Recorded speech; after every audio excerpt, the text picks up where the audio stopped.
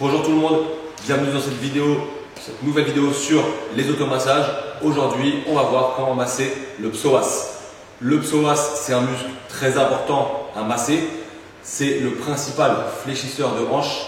Et comme on passe beaucoup de temps en position assise, c'est-à-dire dans une position où la hanche est fléchie, ce muscle tend à devenir raccourci et hypertonique.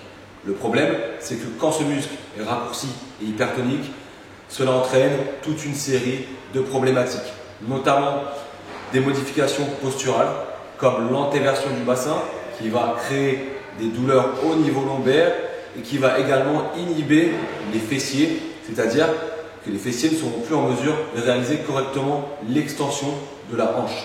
Et si les fessiers ne sont plus en mesure de réaliser cette extension de hanche, c'est les ischio-jambiers qui vont compenser et qui vont eux-mêmes devenir hypertoniques et raccourcis. Donc, ça entraîne toute une série de problématiques que l'on veut absolument éviter si on ne veut pas se blesser et si on veut éviter les douleurs du quotidien. Le psoas, en revanche, c'est un muscle qui est très profond. Il trouve son origine sur la 12e vertèbre dorsale. Il s'insère également sur toutes les vertèbres lombaires, puis il part devant pour finir sur le fémur. Donc, étant donné qu'il est très profond, ça va être assez dur de le toucher, de l'atteindre lorsqu'on se masse. En effet, il va falloir passer une couche de graisse, les muscles abdominaux, les viscères.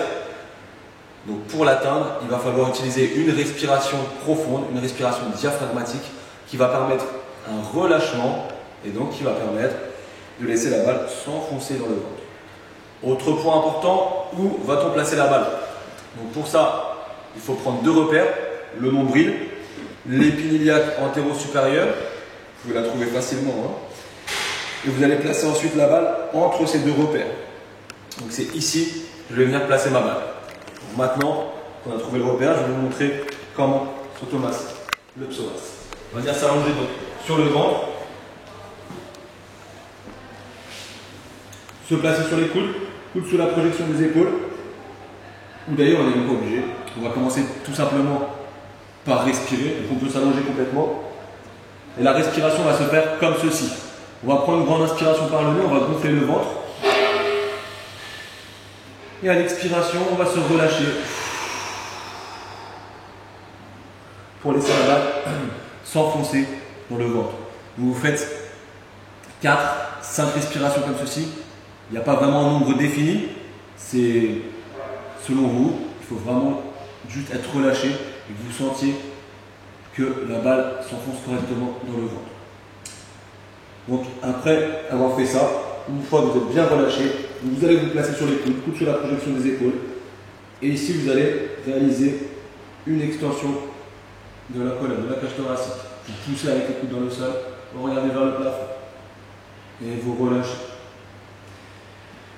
Si vous êtes habitué à vous masser, si ça vous fait pas mal, deuxième option, vous pouvez faire la même chose, mais vous tirez les coudes vers le bas. Donc là, vous faites rouler la balle, c'est un petit peu plus. Et vous relâchez. Dernière option enfin, si vraiment vous êtes à l'aise, vous pouvez faire l'extension de la colonne en même temps de la jambe. Vous levez la jambe qui est du même côté. Et vous relâchez. Vous faites ça 4 fois de suite. D'accord? Donc là, une. Je fais l'extension la plus complète possible et je continue à respirer. 2.